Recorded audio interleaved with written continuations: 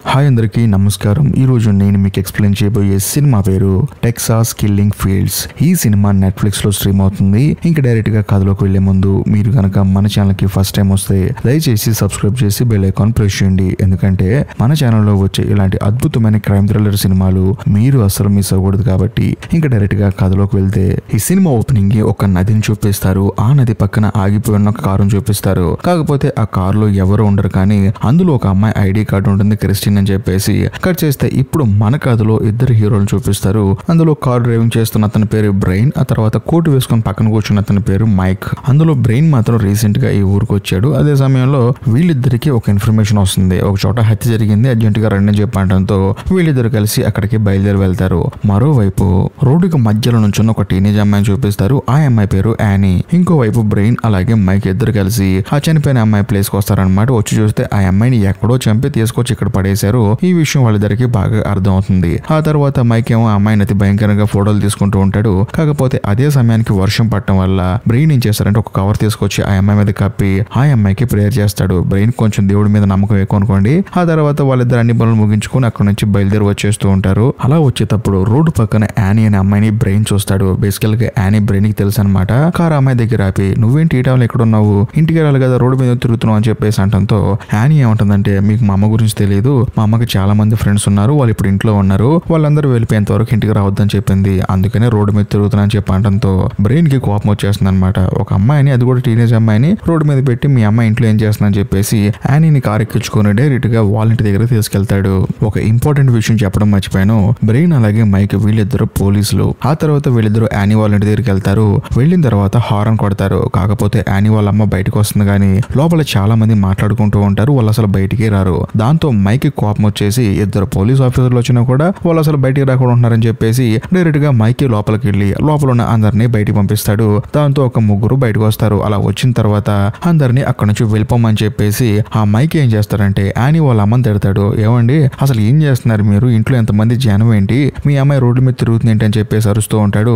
కానీ అక్కడ ఉన్న కళ్ళజోడు అతను ఏమంటాడంటే చూడండి మీరు అనుకుంటున్నట్టు ఇక్కడ తప్పేం జరగట్లేదు, యానీ వాళ్ళ అన్నయ్య ఉన్నాడు కదా వాడు నా ఫ్రెండ్ అని చెప్పడంతో మైక్ కోపం వచ్చేసి వాడి వయసు ఎంత నీ వయసు ఎంత, అసలు మీ ఇద్దరికి ఫ్రెండ్షిప్ ఏంటని చెప్పేసి ఈ మైక్ కి అలాగే ఆ కళ్ళజోడతానికి గొడవ జరుగుతూ ఉంటుంది. మరోవైపు బ్రెయిన్ ఏం చేస్తాడంటే యానీని వాళ్ళ అన్నయ్యని వాళ్ళ అమ్మని లోపలికి వెళ్ళమంటాడు. ఆ తర్వాత వీళ్ళిద్దరు కూడా గొడవ పడి అక్కడ నుంచి ఎటు వెళ్ళిపోతూ ఉంటారు. అలా వెళ్ళేటప్పుడు బ్రెయిన్ అలాగే మైక్ ఇద్దరు కారులో వెళ్తున్నప్పుడు సడన్ గా ఒక లేడీ పోలీస్ ఫోన్ చేస్తుంది.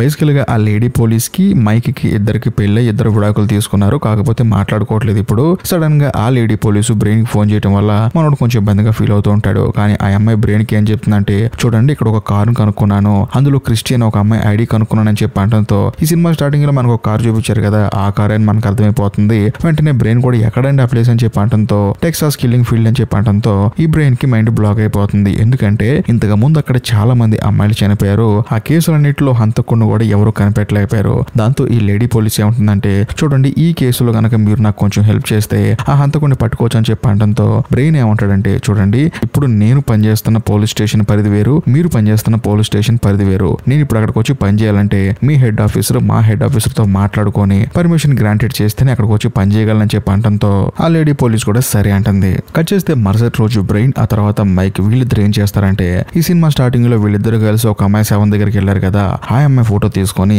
అనాథ అమ్మాయిలందరూ ఉండే ఒక ప్లేస్ కి వెళ్తారనమాట. వెళ్ళిన తర్వాత అక్కడ ఈ అమ్మాయి ఫోటో చూపించి ఈ అమ్మాయి మీకు తెలుసా అని చెప్పేసి అందరినీ అడుగుతూ ఉంటారు. అలా అడిగే ప్రాసెస్ లో అక్కడ ఉన్న ఒక అమ్మాయి ఏమంటుందంటే ఈ అమ్మాయి నాకు తెలుసండి, ఈ ఏరియాలో ఒక అబ్బాయితో రిలేషన్ ఉందని చెప్పేసి ఆ అబ్బాయి దగ్గరికి బ్రెయిన్ ఆ తర్వాత మైక్ వీళ్ళిద్దరిని తీసుకెళ్తుంది. కట్ చేస్తే మరోవైపు యానీని చూపిస్తూ ఉంటారు. తాను స్కూల్ నుంచి అప్పుడే బయటకు వస్తుంది. అలా బయటకు వచ్చిన యానీ దగ్గరికి రూల్ అనే ఒకడు కార్ వేసుకుని వచ్చేసి యానీని టీస్ చేస్తూ ఉంటాడు. వచ్చి కార్ ఎక్కుతావు అని చెప్పేసి మాట్లాడుతూ ఉంటాడు. అయినా సరే యానీ ఏం మాట్లాడకుండా అక్కడ నుంచి వెళ్ళిపోతూ ఉంటుంది. మరోవైపు బ్రెయిన్ ఆ తర్వాత మైక్ ని చూపిస్తారు. వాళ్ళిద్దరూ చనిపోయిన అమ్మాయితో రిలేషన్ ఉన్న వ్యక్తి దగ్గరికి వస్తారు. అతని పేరు లివోన్. బేసికల్ గా తానేమంటాడంటే చూడండి నేను అమ్మాయితో రిలేషన్ లేను కానీ ఆ అమ్మాయికి కొంచెం డబ్బులు టైట్ గా ఉన్నాయంట, అందుకని నా దగ్గర ఏదైనా పార్ట్ టైం జాబ్ ఉంటే చెప్పమని చెప్పి వచ్చింది, అందుకని నేను కూడా పార్ట్ టైం జాబ్ ఇప్పించాను, అంతకు మించి నాకు ఆ అమ్మాయికి ఎటువంటి సంబంధం లేదని చెప్పడంతో బ్రెయిన్ కూడా సరే అని చెప్పేసి ప్రాపర్ గా క్వశ్చన్ అడుగుతూ ఉంటాడు. కాకపోతే ఇందాక యానీని ఒక రూల్ అనే కూడా ఏడిపించాడు కదా, వాడు ఆ రోడ్డు మీద వెళ్తూ ఉంటాడు, అంటే వీళ్ళున్న రోడ్డు పక్క నుంచి వెళ్తూ ఉంటాడు. వెళ్ళేటప్పుడు లీవోన్ గాని చూస్తాడు, వీడు కూడా వాడిని చూస్తాడు.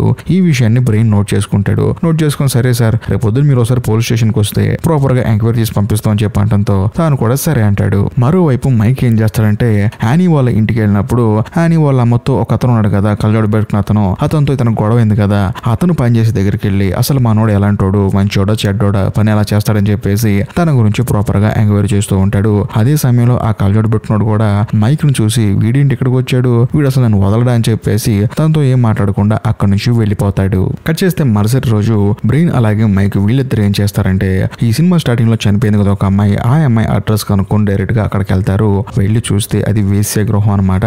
అక్కడ ఒక ఇద్దరు అమ్మాయిలు ఉంటారు. ఆ ఇద్దరు అమ్మాయిలను ఎంక్వైరీ చేస్తే ఈ అమ్మాయిని ఇక్కడ తీసుకొచ్చింది లీవోన్ గాడు. అంతేకాకుండా ఈ అమ్మాయి చాలా ప్రాబ్లం ఉంది. ఈ అమ్మాయి డబ్బులు సంపాదించిన తర్వాత కూడా ఆ లీవోన్ గాడు రూల్ అనే ఒక అతను తీసుకొచ్చి ఈ అమ్మాయిని అతి భయంకరంగా ఇబ్బంది పెట్టి ఆ అమ్మాయి దగ్గర ఉన్న డబ్బులు తీసుకుని వెళ్ళిపోయారని చెప్పి అనడంతో బ్రెయిన్ కి విషయం ప్రాపర్ గా అర్థం అవుతుంది. అంటే ఆ లీవోన్ గాడు ఆ అమ్మాయికి జాబ్ ఇప్పిస్తానని చెప్పి తీసుకొచ్చి ఈ వేశ్య గృహంలో పడేశాడు. అంతేకాకుండా ఆ లీవోన్ గాడి ఫ్రెండ్ రూల్ అనేవాడు వచ్చేసి ఈ అమ్మాయి సంపాదించిన డబ్బులను కూడా తీసుకెళ్లేవాడు. దాంతో ఈ అమ్మాయి చనిపోయి ఉండొచ్చు అని చెప్పేసి వెంటనే బ్రెయిన్ మైక్ ఇద్దరు ఏం చేస్తారంటే ఆ లీవోన్ గాడిని పోలీస్ స్టేషన్ లో ఎంక్వైరీ చేస్తారు. సో వాడిని అడుగుతారనమాట, నీతో పాటు ఇంకొకడు ఉన్నాడంట కదా రూల్ అనేవాడు, వాడు ఏం చేస్తాడని చెప్పి అంటంతో వాడు నా ఫ్రెండ్ అండి, అంతకుమించి ఏమీ లేదండి. నిజం చెప్పాలంటే ఆ చనిపోయిన అమ్మాయి నా దగ్గరకు వచ్చి నా దగ్గర బాగా డబ్బులు టైట్ గా ఉంది, కొంచెం ఇబ్బందిగా ఉంది, ఏదన్నా పని అని చెప్పి అడిగితే నాకు తెలిసిన పని నేను ఇప్పించాను. అందులోనూ ఆ అమ్మాయి ఇష్ట ప్రకారం ఇందులోకి వచ్చింది, అందులో నా తప్పే ఉందని చెప్పి అనడంతో బ్రెయిన్ కూడా ఆలోచిస్తూ ఉంటాడు. ఇక చేసేది ఏం లేక ఆ లీవోన్ గాడిని అరెస్ట్ చేసే అవకాశం లేక, ఎందుకంటే ఆ అమ్మాయి చనిపోయింది, కాకపోతే ఆ అమ్మాయిని చంపింది వీడని చెప్పి ఎవిడెన్స్ లేవు కదా, దాంతో వీడిని వదిలేస్తారు. కానీ మైక్ మాత్రం పిచ్చ కోపం వచ్చేస్తుంది, ఎందుకంటే ఈడి వల్లే ఆ అమ్మాయి వేశ్య గృహాలకు వెళ్ళింది కాబట్టి. ఇక్కడ ఇంకో హైలైట్ విషయం ఏంటంటే యానీ స్కూల్ నుంచి బయటకు వచ్చేటప్పుడు ఒకటి ఏడిపించాడు కదా, వాడే ఆ రూల్ గాడు. కట్ చేస్తే మరోవైపు అదే ఊరిలో ఒక అమ్మాయిని చూపిస్తారు. ఆ అమ్మాయికి ఒక పాప ఉంటుంది అనమాట. ఆ రోజు సాయంత్రం ఆవిడ ఇంట్లో పని చేసుకుంటున్నప్పుడు సడన్ గా మొహానికి మాస్క్ వేసుకుని ఎవరు ఆవిడ మీద అటాక్ చేస్తారు. అంతేకాకుండా ఆవిడని చంపాలని చెప్పి ప్లాన్ కూడా చేస్తూ ఉంటాడు. కాకపోతే బయట ఎవరో డోర్ కొట్టడం వల్ల ఆ బ్లాక్ మాస్క్ వేసుకున్నాడు బయటికి పారిపోతాడు. వెంటనే ఈవిడ ఏం చేస్తుందంటే పోలీసులకి ఫోన్ చేసి జరిగింది మొత్తం చెప్తుంది. కానీ ఆ మాస్క్ వేసుకున్న కిల్లర్ గాడు మళ్ళీ వచ్చి ఈవిడ మీద అటాక్ చేస్తాడు. కాకపోతే ఈవిడ ఫోన్ కట్ చేయలేదన్నమాట. దాంతో పోలీసులకు అర్థమైపోతుంది ఎవడో కిల్లర్ గాడు ఈవిడ మీద అటాక్ చేస్తాడని చెప్పేసి 2 నిమిషాల్లో ఆ ఇంటి మీదకి వచ్చేస్తారు. వచ్చిన తర్వాత లోపల కిల్లర్ గాడికి బయట అర్థమైపోతుంది పోలీసులు వచ్చారని చెప్పేసి వెంటనే వీడు విండోలో నుంచి పారిపోతూ ఉంటాడు. అలా పారిపోయి అక్కడే ఒక చోట దాక్కుంటాడు. దాంతో బ్రెయిన్ అలాగే మైక్ వీళ్ళిద్దరికి అర్థం అవుతుంది వీడు ఇక్కడే ఎక్కడో దాక్కుంటాడని చెప్పేసి మెల్లగా వెతుకుతున్నప్పుడు బ్రెయిన్ కి ఆల్మోస్ట్ ఆ కిల్లర్ గాడు దొరుకుతాడు. కాకపోతే వాడు ఒక రాడ్ తీసుకొని ఈ బ్రెయిన్ కొట్టి అక్కడి నుంచి పారిపోతాడు. అంతేకాకుండా బ్రెయిన్ దగ్గర ఉన్న గన్ను కూడా తీసుకొని పారిపోతాడు. కట్ చేస్తే మరుసటి రోజు ఆ అమ్మాయిని పోలీసులు ఇంటర్రోగేట్ చేస్తూ ఉంటారు. అంటే బ్రెయిన్ అలాగే మైక్ అనమాట.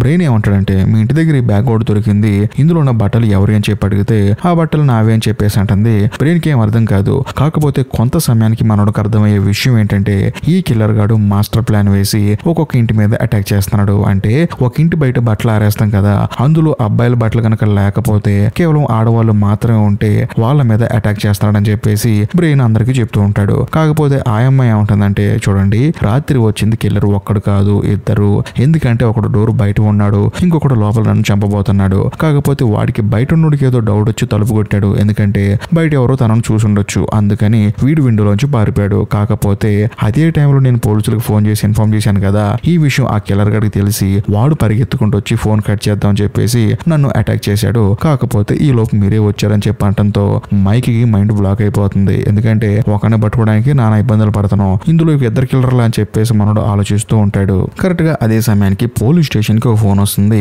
ఫోన్ లిఫ్ట్ చేస్తే అందులో ఒక అమ్మాయి అతి భయంకరంగా ఏడుస్తూ ఉంటుంది. నన్ను ఏం చేయొద్దని చెప్పేసి అరుస్తూ ఉంటుంది. కానీ ఆ కిల్లర్ గాడు మాత్రం నీ చావు పోలీసులందరికీ తెలియాలని చెప్పేసి ఆ అమ్మాయి గొంతు కట్ చేసేస్తాడు. దాంతో ఆ అమ్మాయి అక్కడే చనిపోతుంది. ఇది విన్న బ్రెయిన్ ఆ తర్వాత మైండ్ బ్లాక్ అయిపోయి అలా చూస్తూ ఉంటారు. సో వీళ్ళకి అర్థమైంది ఏంటంటే ఆ కిల్లర్ గాడు డైరెక్ట్ గా పోలీస్ స్టేషన్ కి ఫోన్ చేసి పోలీసులకి తెలిసేలా ఆ అమ్మాయిని చంపేశాడు, దమ్ముంటే నన్ను పట్టుకోండి అని చెప్పేసి సవాళ్ళు విసిరి మరి వాడు తప్పించుకొని తిరుగుతున్నాడు అని చెప్పేసి బ్రెయిన్ కి అర్థం అవుతుంది, మైక్ అర్థం అవుతుంది. కాకపోతే వీళ్ళ బాధ ఏంటంటే ఇప్పుడు ఆ అమ్మాయి చనిపోయింది ఎవరో, అంతేకాకుండా చంపినోడు ఎవరో కూడా తెలియక వీళ్ళు తల బాదుకుంటూ ఉంటారు. కరెక్ట్ గా అదే సమయానికి బ్రెయిన్ ఏం చేస్తాడంటే టెలికాం కంపెనీలో తనకు తెలిసిన వాడు ఒకడు ఉంటాడు, వాడికి ఫోన్ చేసి ఇప్పుడు పోలీస్ స్టేషన్ కి ఎక్కడి నుంచి ఫోన్ వచ్చిందని చెప్పేసి కొంచెం ఎంక్వైరీ చేసి పెట్టమని చెప్తాడు. దాంతో మనోడు కూడా వెంటనే ఫోన్ చేసి ఆ ఫోన్ ఎక్కడి నుంచి వచ్చిందో చెప్తాడు. ఆ ఫోన్ ఎక్కడి నుంచి వచ్చిందంటే ఎంతో మంది అమ్మాయిలు చనిపోయిన ఆ టెక్సాస్ కిల్లింగ్ ఫీల్డ్ అనే ప్లేస్ నుంచి వచ్చింది, అంతేకాకుండా ఒక సెల్ ఫోన్ నుంచి వచ్చింది అనమాట. కాకపోతే ఆ నెంబర్ ఎవరిదో తెలియదు, తొందరలోనే కనుక్కుంటానని చెప్పేసి బ్రెయిన్ వాళ్ళ ఫ్రెండ్ బ్రెయిన్ చెప్తాడు. దాంతో మనోడు కూడా సరే అంటాడు. కట్ చేస్తే ఆ రోజు సాయంత్రం లేడీ పోలీసు డైరెక్ట్ గా బ్రెయిన్ కి ఫోన్ చేస్తుంది. ఆ క్రిస్టిన్ అనే అమ్మాయి డెడ్ బాడీ దొరికింది రా అని చెప్పేసి అంటుంది. బేసికల్ గా ఈ లేడీ పోలీస్ గా డెడ్ బాడీ దొరకలేదు. అటుగా వెళ్తున్న ఒక పిల్లాడు చూసి పోలీసులకు ఫోన్ చేస్తాడు. దాంతో లేడీ పోలీసు అక్కడికి వచ్చింది. అంతేకాకుండా బ్రెయిన్ కి ఆ తర్వాత మైక్ కి ఇద్దరికి ఇన్ఫర్మేషన్ ఇచ్చింది రమ్మని. కాకపోతే బ్రెయిన్ ఫాస్ట్ గా వస్తాడు. వచ్చిన తర్వాత ఆ డెడ్ బాడీ నీళ్ళలో ఉంటుంది. కాకపోతే నీళ్ళలో ఉన్న డెడ్ బాడీ మీద ఫింగర్ ప్రింట్ ఉంటుంది. అది చూసి బ్రెయిన్ ఎంతగానో ఆనందపడతాడు. మొత్తానికి ఫింగర్ ప్రింట్ ఆధారంగా వాడిని పట్టుకోవచ్చు అని చెప్పేసి. కాకపోతే కరెక్ట్ గా అదే సమయానికి వర్షం పడుతుంది. అంతేకాకుండా వీళ్ళిద్దరు మాత్రమే ఉంటారు. అలాగే వీళ్ళిద్దరు నీళ్ళలో ఉన్న శవాన్ని బయటకు తీసే ప్రాసెస్ లో ఆ ఫింగర్ ప్రింట్ కూడా పోతుంది. అలా పోయేటప్పుడే కరెక్ట్ గా మైక్ వస్తాడనమాట. వచ్చిన తర్వాత వీళ్ళిద్దరికి హెల్ప్ చేసి ఆ డెడ్ బాడీని బయటకు తీస్తాడు. కాకపోతే బ్రెయిన్ అలాగే ఆ లేడీ పోలీస్ ఇద్దరు కలిసి ఈ మైక్ ని తిడతారు. నువ్వు లేట్ గా వచ్చు కాబట్టి ఇదంతా జరిగింది. నువ్వు గనక ఫాస్ట్ గా వస్తే డెడ్ బాడీని వెంటనే పైకి తీసుకెళ్లే వాళ్ళం, ఆ ఫింగర్ ప్రింట్ ఎవరిదో కనుక్కునే వాళ్ళం అని చెప్పి అనడంతో మైక్ కూడా సైలెంట్ అయిపోతాడు. ఆ తర్వాత మైక్ ఏం చేస్తాడంటే ఆ లీవోన్ గడి ఫ్రెండ్ రూల్ ఉన్నాడు కదా, రూల్ అంటే యానీ వెనకాల పడుతూ ఉన్నాడు కదా వాడనమాట, వాడిని ఈ మైక్ ఫాలో చేస్తూ ఉంటాడు. అలా ఫాలో చేసే ప్రాసెస్ లో వాడెళ్ళి ఒక లేడీని మీట్ అవుతాడు. మీట్ అయిన తర్వాత ఆవిడతో మాట్లాడి అక్కడ నుంచి వెళ్ళిపోతాడు. కాకపోతే వీళ్ళిద్దరూ ఒక గరాజ్ దగ్గర మాట్లాడుకున్నారనమాట. వాడు వెళ్ళిపోయిన తర్వాత లేడీ కూడా అక్కడ నుంచి వెళ్ళిపోతుంది. దాంతో మైక్ కి డౌట్ వచ్చేసి ఆ లేడీ దగ్గరికి వెళ్ళి ఆవిడని తీసుకుని గరాజ్ దగ్గరికి వెళ్తాడు. వెళ్ళి ఓపెన్ చేసి చూస్తే అందులో ఒక కార్ ఉంటుంది. ఆ కార్ ఓపెన్ చేసి చూస్తే లోపల బ్లడ్ ఉంటుంది. ఆ బ్లడ్ ఎవరిదో కాదు, ఈ సినిమా స్టార్టింగ్ లో ఒక అమ్మాయి చనిపోయింది కదా ఆ అమ్మాయి బ్లడ్. సో దీన్ని బట్టి మనకు అర్థమైంది ఏంటంటే ఆ అమ్మాయిని చంపింది ఎవరో కాదు, ఈ లేవోన్ గాడు ఆ తర్వాత రూల్ గాడు అని చెప్పేసి ప్రాపర్ గా అర్థం అవుతుంది. కట్ చేస్తే మరోవైపు లేడీ పోలీస్ కు ఫోన్ కాల్ వస్తుంది. బేసికల్ గా నది పక్కన క్రిస్టియన్ ఒక అమ్మాయి చనిపోయి పడిపోయింది కదా, ఆ అమ్మాయి చెయ్యి మిస్ అయింది అనమాట. ఆ చెయ్యి నాకు దొరికిందని చెప్పేసి ఎవడో ఒకడు ఫోన్ చేస్తాడు.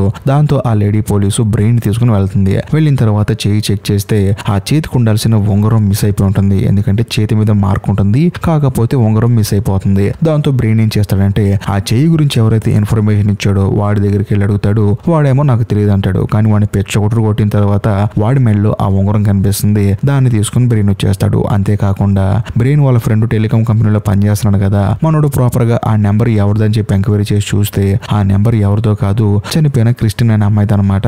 ఆ కిల్లర్ గాడు క్రిస్టియన్ ఫోన్ నుంచే వీళ్ళకి ఫోన్ చేసిన సంగతి ప్రాపర్ గా అర్థమవుతుంది. ఇక్కడ ఇంకో హైలైట్ విషయం ఏంటంటే సింగిల్ మదర్ ఒక అమ్మాయి ఉంది కదా, ఆ అమ్మాయి మీద కిల్లర్ గడు అటాక్ చేశాడు కదా, అప్పుడు ఆవిడ పోలీసులు కూడా ఫోన్ చేసింది కదా, అందులో రికార్డ్ అయిన ఆ కిల్లర్ గడి వాయిస్, అంతేకాకుండా ఇప్పుడు పోలీసులకు ఫోన్ చేసి లైవ్ లో ఒక అమ్మాయిని చంపిన ఈ కిల్లర్ గడి వాయిస్ రెండు మ్యాచ్ అయినాయి. సో దీన్ని బట్టి మనకు అర్థమయ్యేది ఏంటంటే రెండు హత్యలు చేసింది ఒకే కిల్లరు. అప్పుడు బ్రెయిన్ ఏమంటాడంటే చూడు, ఈ నెంబర్ నుంచి ఎప్పుడైనా ఫోన్ ఇస్తే నాకు ఇన్ఫార్మ్ చేయి, అంతేకాకుండా ఎగ్జాక్ట్ లొకేషన్ చెప్పని చెప్పంటంతో ఆ బ్రెయిన్ వాళ్ళ ఫ్రెండ్ టెలికాం కంపెనీలో పనిచేసేవాడు కూడా సరే అని చెప్పేసి అంటాడు. కట్ చేస్తే మరోవైపు స్కూల్లో ఉన్న యానీ చూపిస్తారు.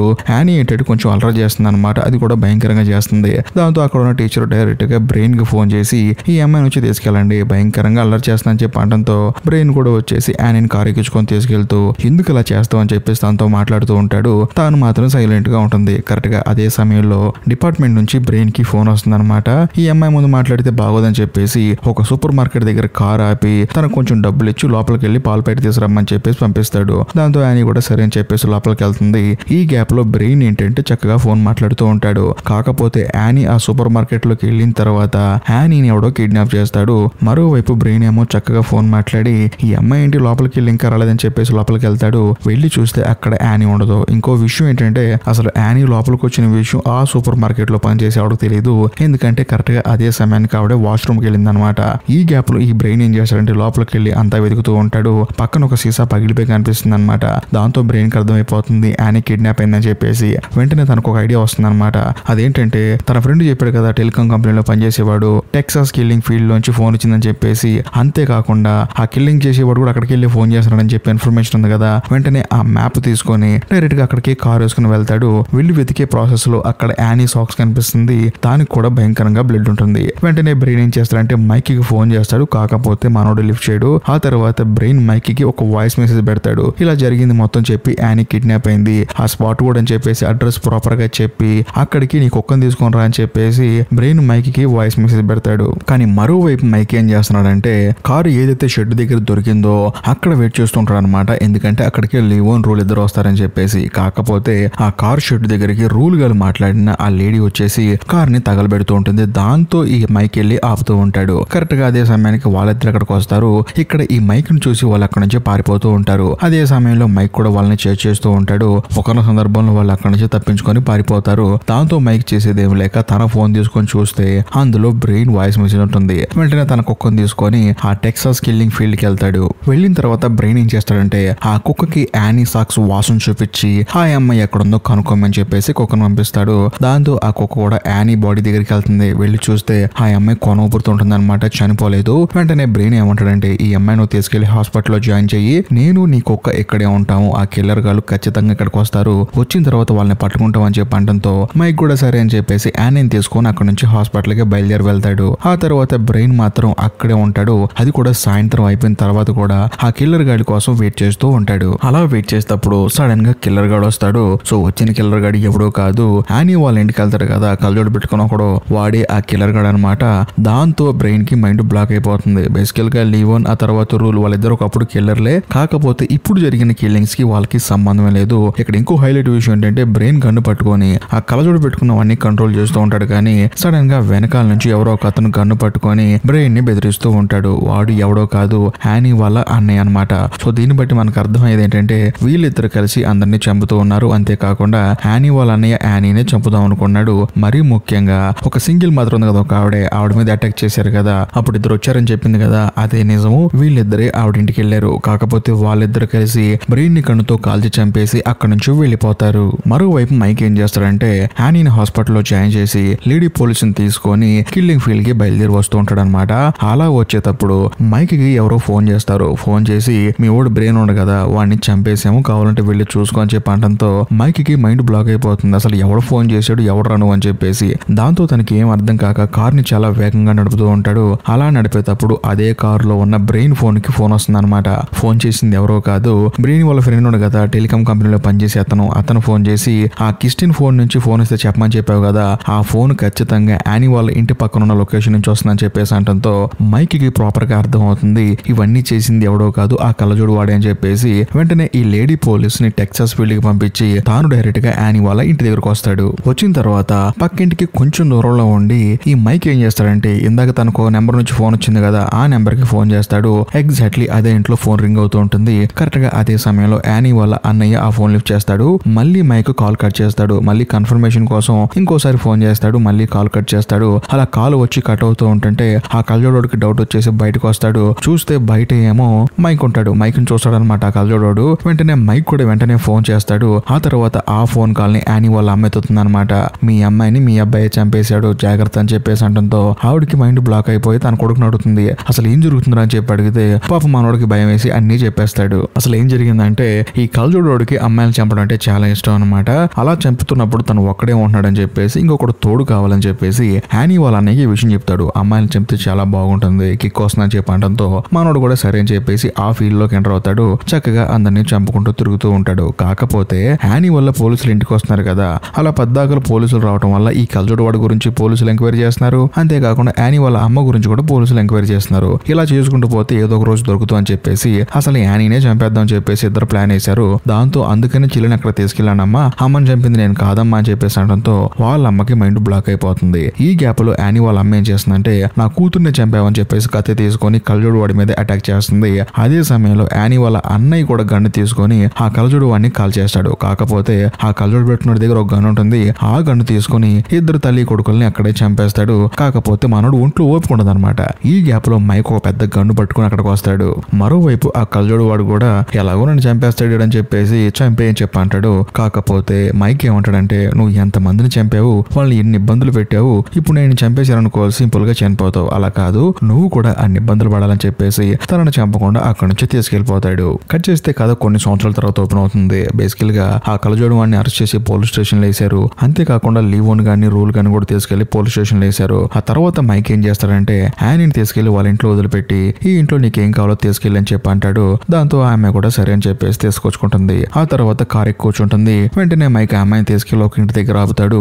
ఆ ఇంట్లోంచి బ్రెయిన్ బయటకు వస్తాడు. సో దీన్ని బట్టి మనకు అర్థమయ్యేది ఏంటంటే బ్రెయిన్ ఇంకా చనిపోలేదు. ఆ రోజు లేడీ పోలీస్ అక్కడికి వెళ్ళింది కదా, వెళ్లి వెంటనే తనని కాపాడింది. ఇక మీదట బ్రెయిన్ యానీని చూసుకుంటూ ఉంటాడు. అంతేకాకుండా యానీ కూడా బ్రెయిన్ తినే ఉంటుంది. ఎందుకంటే ఈ సినిమా స్టార్టింగ్ నుంచి బ్రెయినే కదా యానీని ఇష్టంగా చూసుకుంటుంది. అంతేకాకుండా ఏ సమస్య వచ్చినా తనతో చెప్పుకుంటుంది. కాబట్టి వీళ్ళిద్దరు హ్యాపీగా ఉంటారు. ఇంతటితో సినిమా అయిపోతుంది. సో బేసికల్ గా టెక్సాస్ కిల్లింగ్ ఫీల్డ్స్ అనేవి నిజంగా ఉన్నాయి. అక్కడ చాలా మంది చనిపోయారు. సో దాన్ని బేస్ చేసుకొని తీశారు. ఈ వీడియో కనుక మీకు నచ్చినట్లయితే ఖచ్చితంగా లైక్ చేయండి, షేర్ చేయండి, కామెంట్ చేయండి. ఇంకా ముఖ్యంగా ఇప్పటికీ మీరు మన ఛానల్ సబ్స్క్రైబ్ చేసుకోకపోతే దయచేసి సబ్స్క్రైబ్ చేసి బెల్ ఐకాన్ ప్రెస్ చేయండి. బాయ్.